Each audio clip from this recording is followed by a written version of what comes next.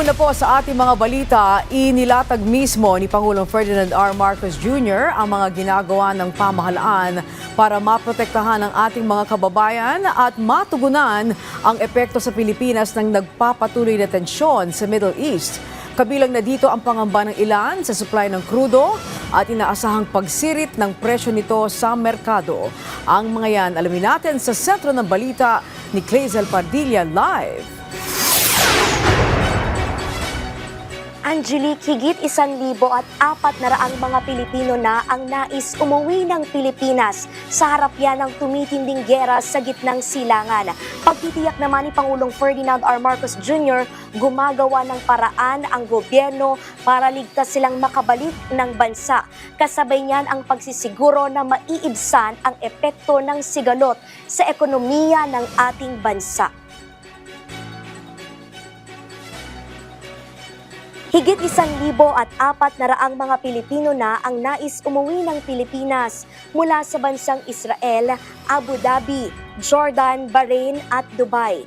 Sa gitna ito ng kaliwat ka ng pag-atake at sagupaan ng Israel at Amerika.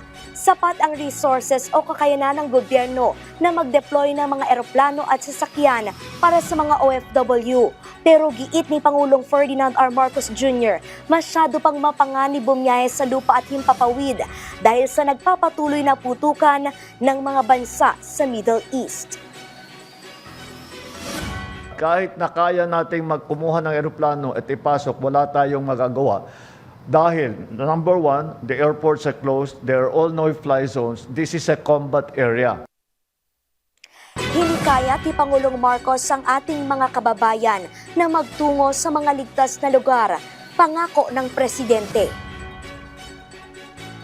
We will slowly try to find ways.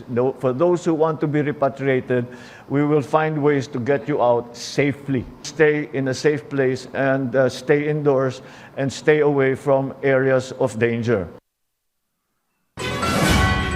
Nakipag-ugnayan na rin ang Pilipinas sa mga hotel na malapit sa mga bomb shelter para doon manatili ang mga OFW. Una nang tiniyak ng Department of Migrant Workers ang pagbibigay ng pagkain, inumin, tirahan at iba pang tulong sa mga Pinoy na naiipit sa giyera. Pinaghahandaan na rin ng Pilipinas ang posibleng epekto ng tensyon sa mga ordinaryong Pilipino at kabuang ekonomiya ng bansa. Of course, there will be a great effect on the oil prices that we are facing here. We have already seen the reaction on oil products, sa crudo, sa gasolina, sa LPG, at naramdaman na kaagad, and that's again expected. Nakatakdang kausapin ni Pangulong Marcos ang liderato ng Kamara at Senado para pag-aralan at talakayin ang pagbibigay ng emergency powers sa Pangulo ng Pilipinas. Otoridad ito sa pinuno ng bansa na mag-aalis ng ipinapataw na excise tax o buwis sa produktong petrolyo. Layo nitong maibsan ang epekto ng pagsipa ng presyo ng langis sa mga bilihin at serbisyo. This is not just a sure thing, but this is something that we are discussing, and it could be helpful, is to give me, the President, the authority to reduce excise tax on petroleum products should Dubai crude exceed $80 per barrel. So I will discuss it with the leadership of Congress and to see it is going to be an emergency measure. It is not going to be a permanent measure. It will be something that we will dispose of as soon as the crisis is over. Sa ngayon, sapat pa niya ang supply ng langis sa bansa na abot ng hanggang 2 buwan.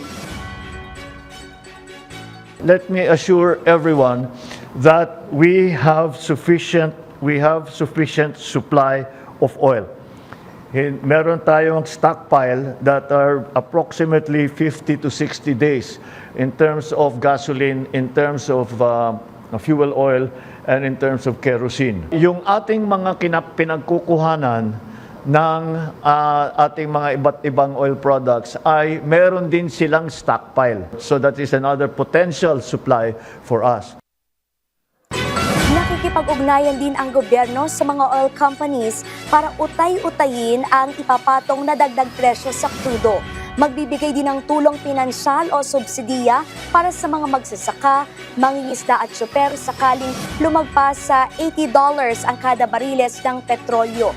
Magdideploy din ng libreng sakay sa mga pangunahing kalsada at pipigilan ang taas pasahe sa mga pampublikong sasakyan.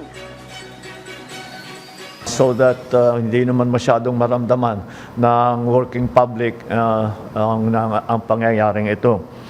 There is also a proposal that we will examine further.